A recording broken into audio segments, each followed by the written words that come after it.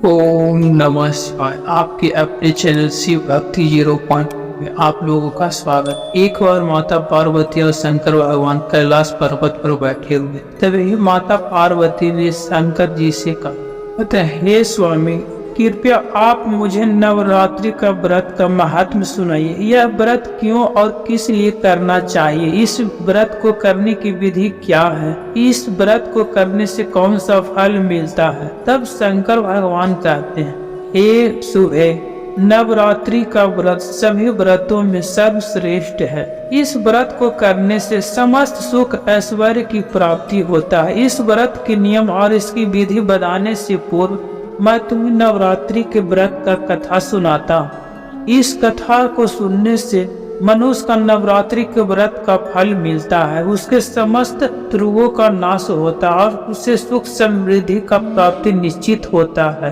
अगर आप यह कहानी सुन रहे हैं तो पूरा सुनिए। इस कथा को आधा अधूरा छोड़कर जाने का गलती मत करिएगा, क्योंकि इस पवित्र कथा को पूरा सुनने से आपके जीवन में एक नया सवेरा आएगा। तो चलिए कथा को प्रारंभ करते हैं। पूर्व काल की बात है। कौशल देश में एक अत्यंत दीन दरिद्र धनहीन एवं विशाल कुटुंब वाला सुशील नाम का एक वैश्य रहता था। उस वैश्य का अनेक संतानें था, जो कोई काम नहीं करता था और धन के अभाव से हमेशा दुखी रहा करता था।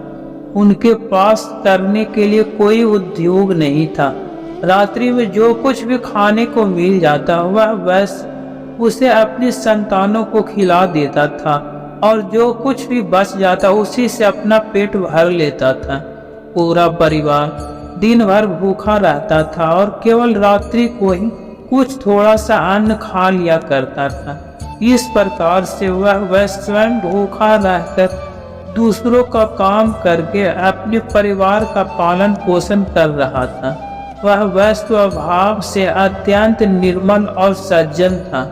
वह धर्म परायण, शांत, सदाचारी, सत्यवादी, क्रोध न करने वाला, धैर्यवान और अभिमान रहित। वह प्रतिदिन देवताओं और पितरों का पूजन करता था। अपने द्वार पर आए हुए अतिथियों की पूजा किया करता था और सभी को भोजन कराने के बाद जो कुछ भी बच जाता उसी से अपना गुजारा चला लिया करता था।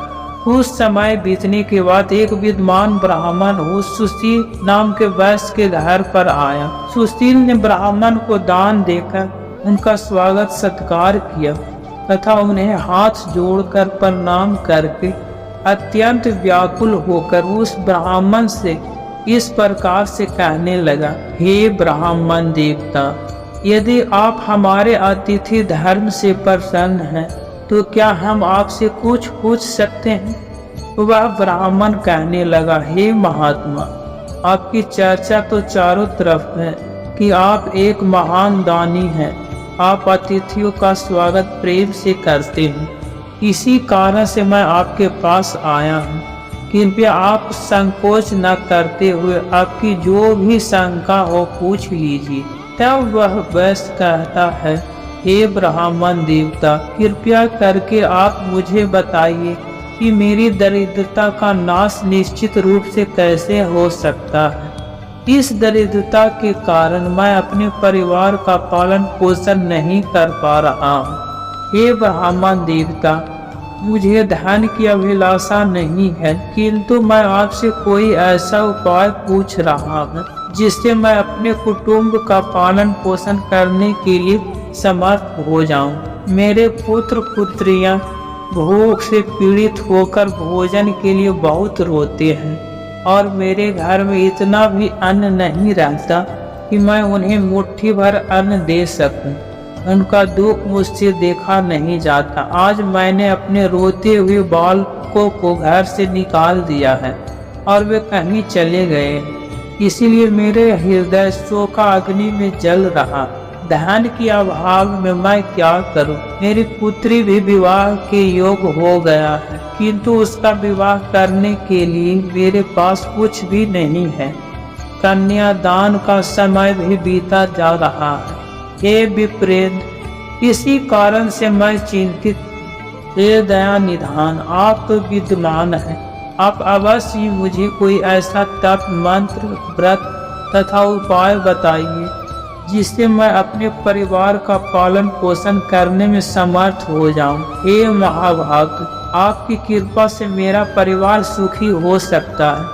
कृपया आप अपने ज्ञान के बल से विचार करके मुझे कोई उपाय बताइए। इस प्रकार से उस वैश्य के द्वारा याचना करने पर उस ब्राह्मण ने बड़ी ही प्रसन्नता पूर्वक उस वैश्य से कहा, हे वैश्य वर, मैं तुम्हारे दुख का कारण समझ चुका हूँ। तुम चिंता मत करो, मैं तुम्हें अवश्य उपाय बताता हूँ। तुम अब नवरात्रि के व्रत का अनुष्ठान करो।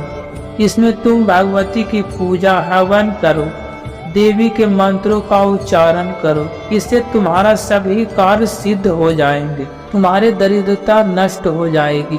हे वैश्य, नवरात्रि नामक इस पवित्र तथा सुखदायक व्रत से बढ़कर इस पृथ्वी लोक पर अन्य कोई व्रत नहीं। यह व्रत सदा ज्ञान और मोक्ष देने वाला है, सुख तथा संतान की वृद्धि करने वाला है एवं शत्रुओं का पूर्ण रूप से विनाश करने वाला है। वनवास गमन के दौरान देवी सीता के वियोग में अत्यंत दुखी होकर श्री राम ने किष्किंधा पर्वत पर इस व्रत को किया था। इसी व्रत के प्रभाव से उन्होंने महासागर पर सेतु का रचना करके रावण और उसके पुत्रों का संहार किया था और सीता को प्राप्त किया था। इस प्रकार से ब्राह्मण ने नवरात्र के व्रत का महत्व उस वैश्य को सुना दिया, जिसे सुनकर वह वैश्य बहुत प्रसन्न हुआ और उसने उस ब्राह्मण को अपना गुरु मान लिया और उसे देवी के मंत्र की दीक्षा लिया। तत्पश्चात उस वैश्य ने अत्यंत भक्ति पूर्वक नवरात्रि में उस मंत्र का जाप किया और अनेक विधि और उपायों से भगवती का पूजन किया। इस प्रकार से उस वैश्य ने 9 वर्षों तक नवरात्रि के व्रत का अनुष्ठान किया। फिर 9वें वर्ष के अंत में अष्टमी तिथि को अर्धरात्रि आने पर साक्षात महेश्वरी ने उस वैश्य को दर्शन दिए और कहा, हे पुत्र, मैं तुम्हारी भक्ति और पूजा से अत्यंत प्रसन्न हूँ। तुम्हें जिस भी वर की कामना है निसंकोच होकर मांगो। तुम्हें जो चाहिए वह तुम्हें प्रदान करूँगा। साक्षात माँ दुर्गा को अपने सामने देखकर उस वैश्य का अंग अंग कांपने लगा, उसकी आंखों से आंसू छलकने लगे। माँ दुर्गा के उस अद्भुत दिव्य स्वरूप को देखकर वह वैश्य हर्ष से उत्साहित होने लगा। फिर उस वैश्य ने माता को प्रणाम करके कहने लगा, हे माँ, मैं आपके दर्शन करके ही धन्य हो गया। माता, आपके दर्शन अत्यंत दुर्लभ है। आप तो सचमुच त्रिलोक सुंदरी, सर्वशक्तिमान, समस्त संसार की जननी। मुझे जैसे साधारण भक्त को आपने दर्शन देकर बड़ा उपकार किया है।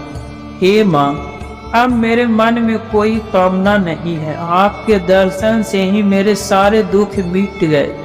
माँ, केवल मुझ पर इतना कृपा कीजिए कि मेरे पुत्र पुत्रियों को पर्याप्त भोजन प्राप्त हो, जिससे उन्हें नित्य भूखा न सोना पड़े। उस गरीब वैश्य की बात सुनकर माँ दुर्गा को बड़ी प्रसन्नता हुआ और वह माता ने समस्त सुख ऐश्वर्य प्राप्त किए। उसका घर स्वर्ण मानिक मोतियों से भर गया। देखते ही देखते विशालकाय महल उस स्थान पर खड़ा हुआ। उस वैश्य के हजारों पीढ़ियों के लिए पर्याप्त हो इतना धन माता ने उस वैश्य को दे दिया तथा अन्य भी वरदानों से उसे कृत कर दिए।